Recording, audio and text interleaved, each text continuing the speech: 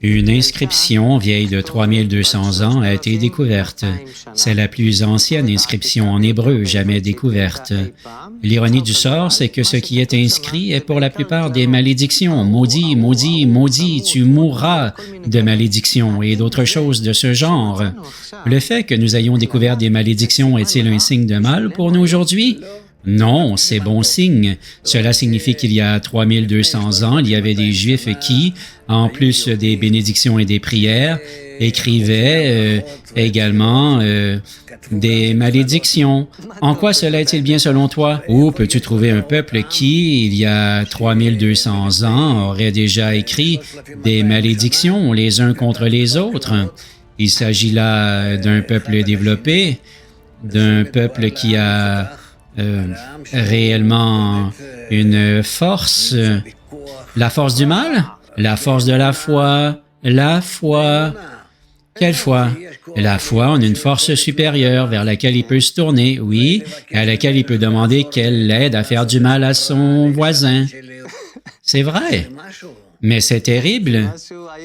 Tout d'abord, c'est bien qu'un peuple ressente qu'il est un peuple, qu'il possède une force supérieure, qu'il peut se tourner vers elle pour lui demander, par exemple, de faire du mal à son voisin, oui.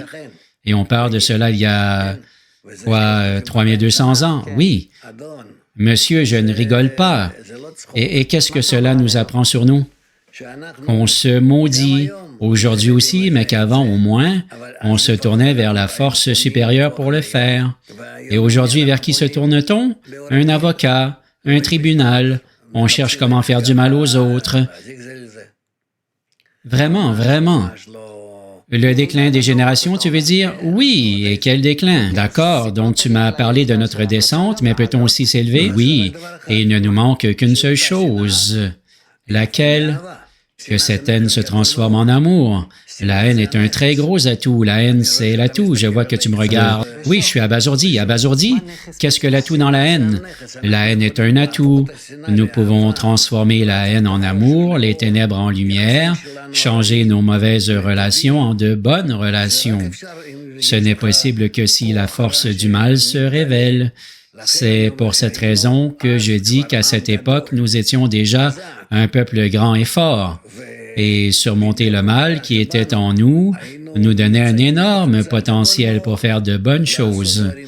Alors, réveillons cela en nous aujourd'hui aussi et continuons, mais faisons-le dans la bonne direction. Que peut-on construire au-dessus de la haine? L'amour, sans la haine, il est impossible de construire l'amour. Il faut toujours passer par le mal pour arriver au bien.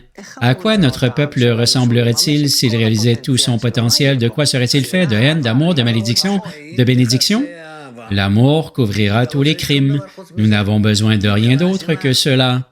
La haine se révèle, béni soit le Créateur. Le Créateur nous a révélé la vraie nature. Et maintenant, essayons de nous rapprocher les uns des autres, de nous convaincre les uns des autres que, mis à part le fait de nous tourner vers le Créateur pour qu'il exerce sur nous la correction de la haine vers l'amour, nous n'avons besoin de rien d'autre. Crois-tu vraiment cela? Je ne le crois pas. Je suis certain qu'à ce moment-là, le Créateur veillera sur nous parce qu'il est lui-même amour.